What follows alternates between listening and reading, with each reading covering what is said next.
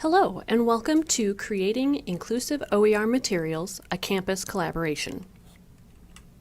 My name is Colleen Gordon. I am the Communication and Outreach Librarian at Minnesota State University in Moorhead, Minnesota.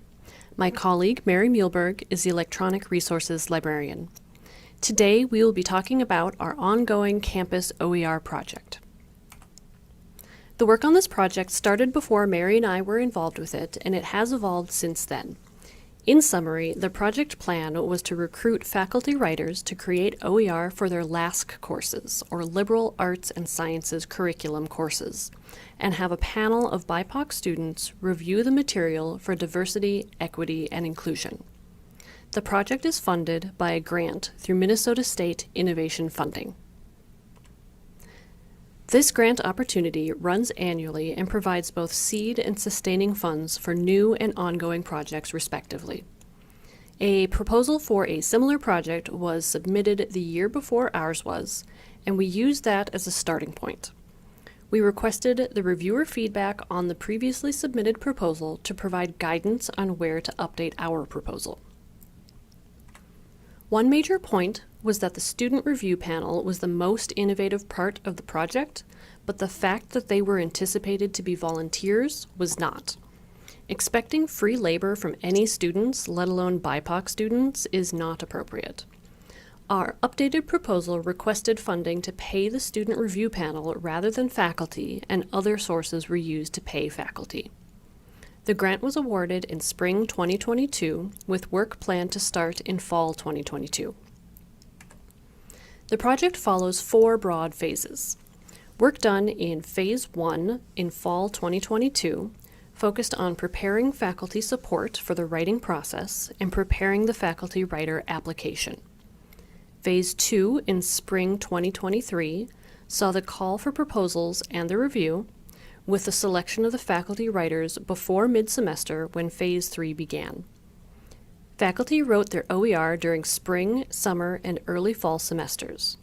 Concurrently, the applications for the review panel were opened and reviewed, and the training curriculum was developed. Students selected for the review panel started work in fall 2023. Phase 4 will start in spring 2024 when the faculty will use the OER in their class. Once the call for proposals was open, we used 3 main channels to promote it. A roundtable on OER at Faculty and Professional Learning Day in October 2022, notices in Employee News, and the main call in the Faculty and Professional Learning Center newsletter. Since the faculty writer was familiar with OERs, the support provided consisted of a D2L course with instructions and troubleshooting for Pressbooks, the chosen platform for the OERs. Through the various marketing and promotions, we had interest from faculty, but they noted a variety of barriers to applying, mainly centered around time constraints. We received 1 solid application by the deadline. In hopes of receiving at least 1 additional application, we opened it up to non-LASC courses, but unfortunately didn't see any additional applicants, so decided to move forward with our interested faculty member. We got him started by setting him up with a Pressbooks account, which was provided free through the Minnesota State System Office. My communication with our writer moving forward consisted of informal check-ins via email. He signed an agreed upon timeline to keep everyone on track, and a memorandum of understanding with some basic terms, including that he'd publish under an open license. Over the course of the summer, he had some minor troubleshooting and support questions with Pressbooks, but nothing complex.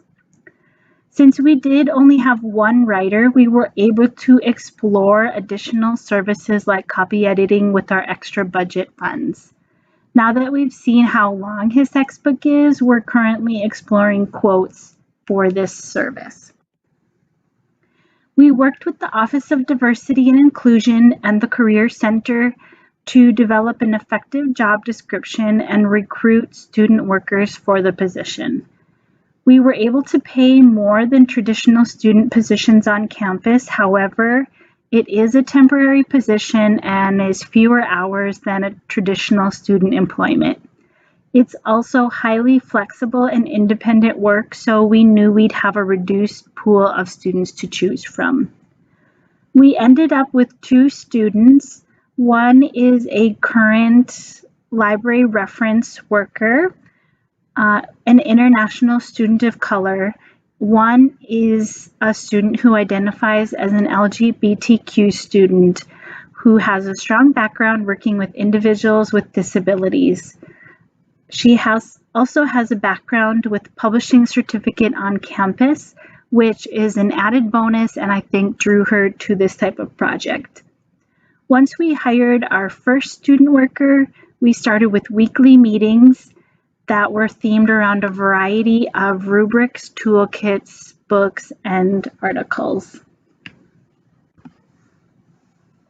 We used the Branch Ed Equity rubric for OER evaluation as the groundwork for both education and training.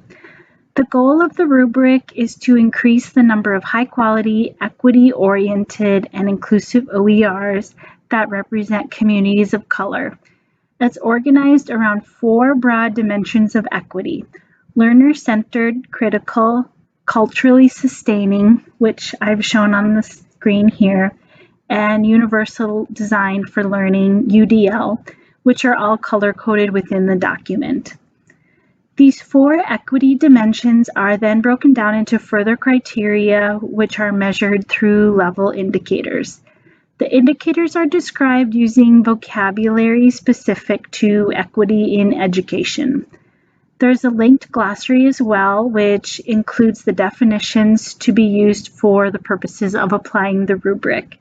The rubric measures 4 levels of evidence for each criterion, ranging from 0, not observed, to 3, which is high, and total score at the end. Additionally, look-fors offer examples of specific evidence to support the identification of each indicator. We provided readings based on each dimension to support education on all of these topics. And after reading the preparatory materials and the rubric, we had the students work together to try to use the rubric with a sample OER. After some practice and comparing scores, they felt comfortable with the rubric and ready to begin scoring our faculty's textbook. In brief introductory talks with the students, they both immediately brought up barriers they had encountered both with physical textbooks and with inequities and discriminations often found within them. They mentioned having to share textbooks, having to use older editions and able to afford them, and noticing that instructors felt stuck and used materials that included blatant sexism because maybe there wasn't much published in that field that was truly inclusive.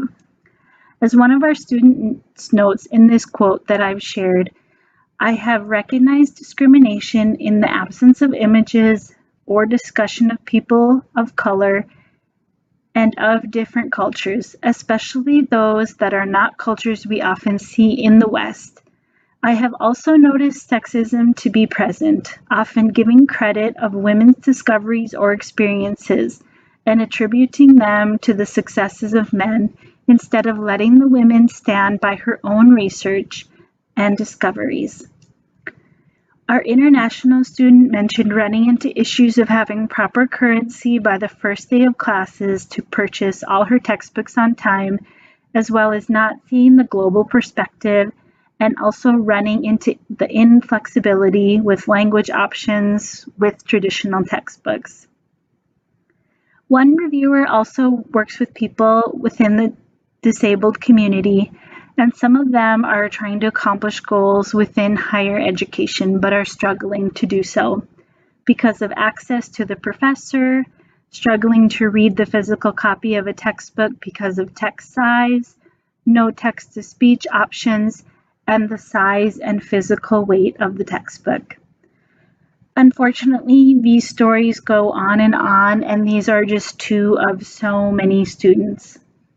After these initial conversations, I knew we had found the right students and that our first textbook was in the right hands. As of this presentation, the textbook review is currently underway. In early November, our faculty writer will implement some of the suggested changes and will have hopefully outsourced copy editing services for him as well. He will teach with this textbook in spring 2024. With an average enrollment of around 40 students, he'll be replacing a $135 textbook, making a savings for his students, while creating an inclusive and accessible open textbook as well. I'll be working on creating assessments for our students and faculty writer to improve this process and hopefully scale it up and incorporate it into our workflows moving forward. Some of our obvious challenges throughout this process was the low participation. Looking back, we would have increased the incentives and possibly lengthened the timelines to attract more writers. From working with Pressbooks to managing student employment and everything in between, mostly everything we did was new for us in some way. So in addition to our normal work duties, this was challenging at times.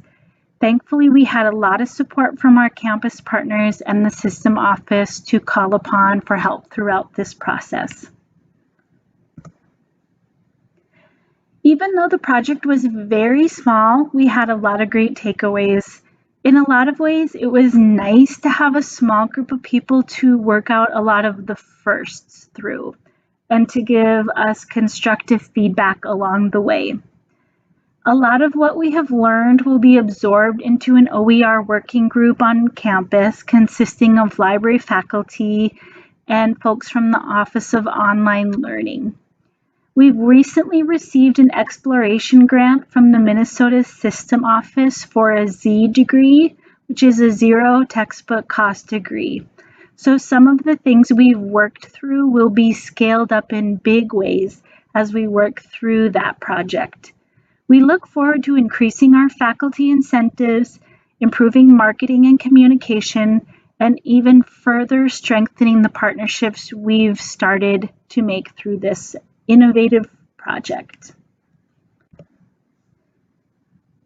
Thoughtfully integrating diverse perspectives into course materials better reflects the world and its diverse perspectives, making the classroom welcoming to marginalized groups and supporting their successes. Creating inclusive OERs is a way to do that. Supporting OER work on campus without this crucial piece is a missed opportunity, and we're looking forward to fostering this important work and continuing to amplify student voices moving forward. Thank you so much for your time and attention.